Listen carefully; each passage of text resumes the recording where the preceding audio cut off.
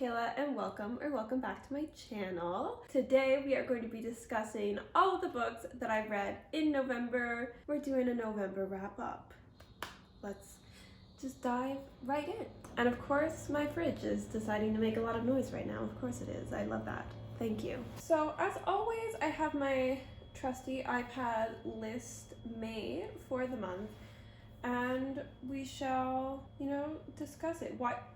Why did I literally write October reading wrap up down when this is a November reading wrap up? I am apparently that delusional about the year ending, but okay, this is in fact November. And in November, I read a total of 5 books, which is like not a lot, but it's not horrible, so I'm not mad at it, but I kind of thought maybe I read more than that, but apparently I did not. All 5 of them were brand new to me, so I didn't have any rereads this month, and I had 4 physical reads of books I own and 1 digital read of a book I loaned through Libby and read on my iPad. It wasn't the best month rating wise. I had an average rating of 3.9 stars, but that's mostly because I am trying to actually be more critical and a tad more harsh when I'm rating books now. I felt like I was starting to just give good ratings because I always give good ratings, so I was really thinking, like, I'm trying to adjust my personal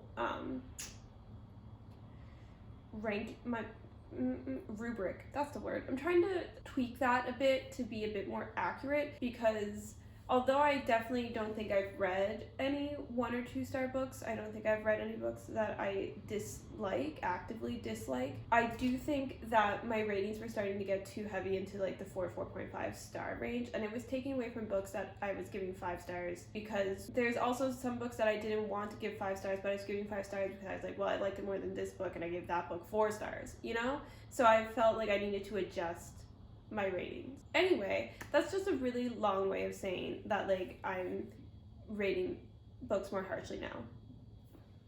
So my average rating was a 3.9. I read a total of 1,873 pages in November, which gave an average book length of about 375 pages, and I averaged about 62 pages read per day. Here we have it. Now let's get into the books. So the first book I read was the book I loaned through Libby at the beginning of the month. I was traveling, so I already had my iPad with me. I had brought 1 physical book with me, but I knew I was going to read it while I was there, so I didn't want to bring a second book, and then because I was trying to pack light, it seemed like the perfect time then to pick up the next book in the Lane Winslow mystery series by Iona Whishaw, which is book number 3, An Old Cold Grave. I did give this 4 stars. I thought this was the best book in this series so far. I felt like because it was investigating such an old mystery that it really emphasized the like cozy mystery vibes. There wasn't anything too tense going on, but by the end there was some drama, which was nice, but like the majority of the book was kind of just like getting to learn a lot more of the history of King's Cove, like this really tiny town that Lane has moved to, and getting to know all of the people there and living there a bit more. So it was kind of nice for setting that scene for future books while also still investigating an actual mystery and being interesting. It kind of like gave both 2 birds, 1 stone, all that. I also felt like the writing in this was clearer than the first 2 books. In books one especially, I wasn't a huge fan of the writing, and sometimes it was difficult to follow. I think the writing has been getting better with every book, and I'm really excited now actually to continue reading this series because I feel fully invested in the series. I like it now. I'm a fan. So there we go. I guess that's kind of all I have to say about that. So I then read, we can get to my little pile that I've made here, The Alloy of Law by Brandon Sanderson. This I gave 3 stars. This was surprising for me. I thought I was going to like it more. However, I found that 1, it wasn't what I was expecting it to be, which wasn't necessarily bad. I did overall like the book. However, I was expecting it to be much more like the first era of Mistborn than it actually is. So it's not quite as serious in tone as the first era of Mistborn, and there is less high stakes in the terms of like what the characters are doing is affecting a lot more than just like themselves and their own personal groups. Like there's still high stakes for the individuals, but in Mistborn era 1 it was like high stakes for the whole world, you know? I was going into it expecting again like this like high fantasy, high stakes, like big kind of story, but it's much like smaller than that. It's a bit more lighthearted. There's a lot of humor. It is very like mystery almost. It's like a crime story. There's guns in this world now, which is exciting. However, I did like read this and I was like having a good time. Don't get me wrong. I was having a really good time. I was reading it quite quickly, but then I would like finish reading and I'd be like, has anything happened?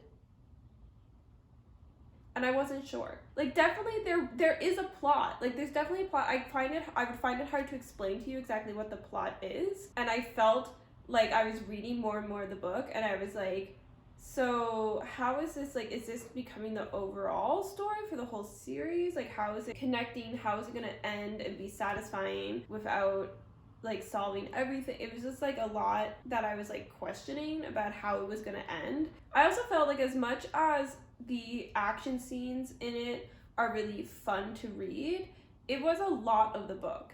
I would say there maybe like a third of this book was just like action scenes. So you'd be reading like 20 to 40 pages of the book, but like it's been like, I don't know, like 10 minutes in the world because it's just been like these really described fight scenes, which I thought were done well and were entertaining, but it just didn't help my feeling of like, wow, I've read a lot of this book and I feel like nothing has happened. So I gave it 3 stars. I am actually currently reading Shadows of Self, the second book, and I am liking it so far.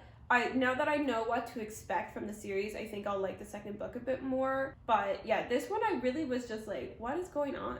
For like a lot of this book, I was confused about if anything was happening plot-wise. But the characters are super fun and quirky, and it's just like a really fun read while still being high fantasy, and I think it's definitely fun to read this once you've already kind of been settled into the world through Mistborn. 3 stars. 3 stars. Not bad, not amazing. We'll stack it here. Lovely, fantastic. I'm still trying to find out the best way to film in this new spot I have now because I have a chair in front of my bookshelf, my singular bookshelf. But anyway, next I read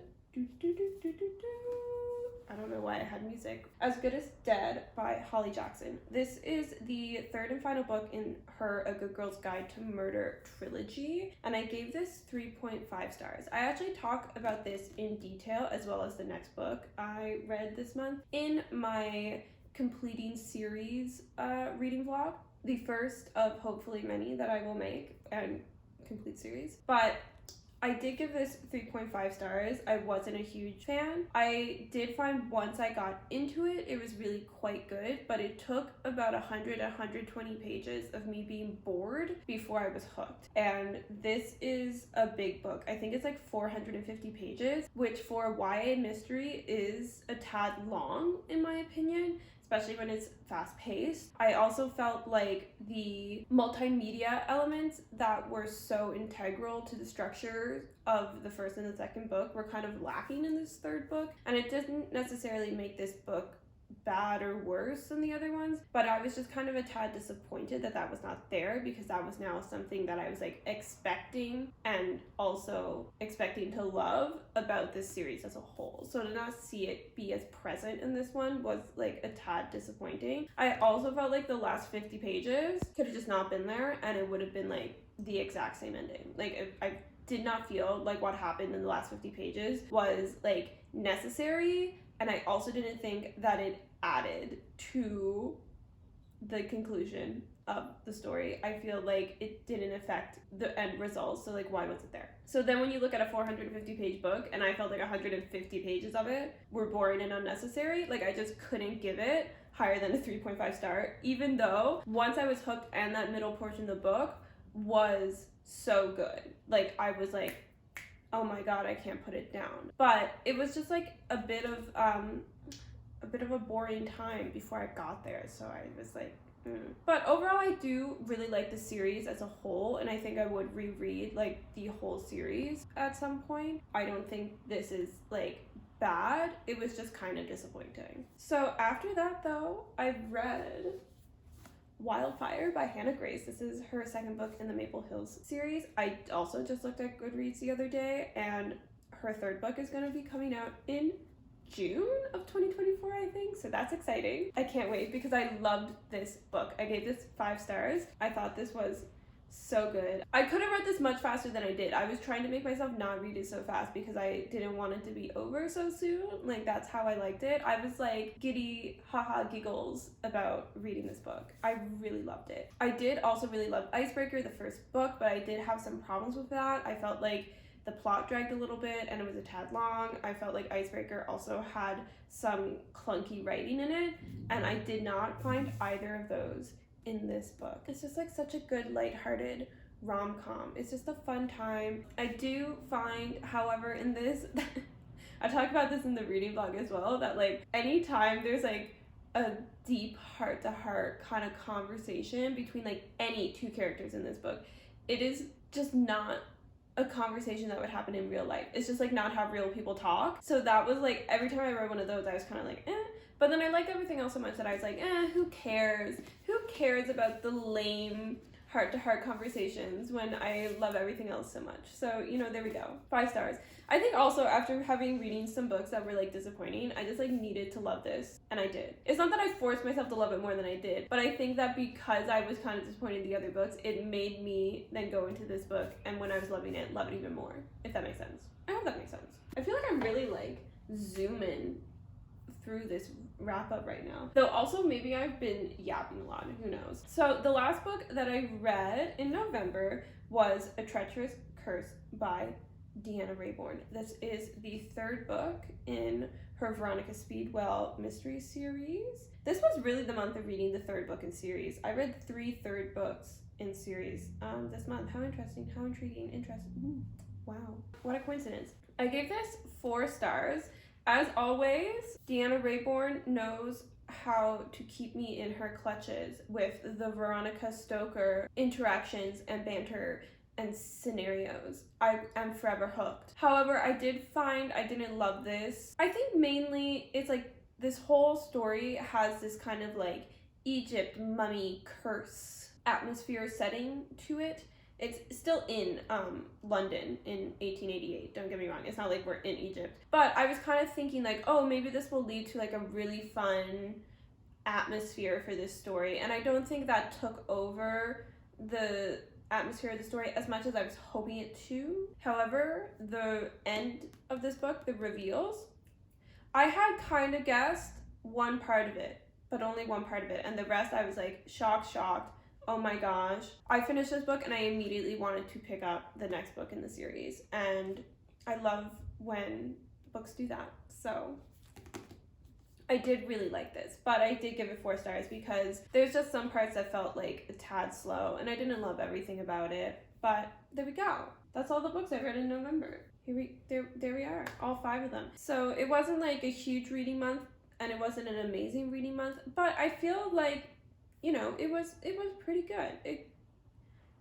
I can't have too many complaints about it. And now we're going into the end of the year. We're one last month, and I'm gonna try, and I want to say that I'm gonna like read a bunch in December, but I also feel like that is something I should not promise or commit myself to because I don't see it really happening, but we'll see. So I'm gonna just like end the video here because I feel like I don't really have much else to add to this conversation that I'm having with myself. So if you liked the video, make sure to give it a like, and if you happen to like me, consider subscribing. I'd be happy to have you. Do let me know your thoughts on any of these books that I have read, or let me know your favorite read from this past month. I'm always interested in getting more book recommendations from people, so do let me know what you've been loving recently. And with that, I will see you in the next one. I hope you're having a wonderful day today.